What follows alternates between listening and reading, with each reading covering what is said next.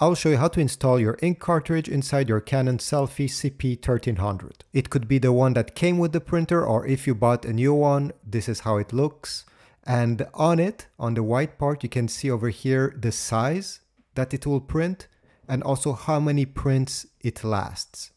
The original one lasts only 5 prints, it's mostly a test, but if you buy another one like this one, it can go to 54 and some of them over 100 prints. It also has an arrow over here. This is very important. It's showing you the way that it needs to be inserted. So on the printer itself, on the side, on the right side, you're going to open the door. Then take the ink cartridge. Make sure that the white part is facing up like this, not the gray part, the white part facing up. And then all you have to do is to slide it in the same way that the arrow is pointing.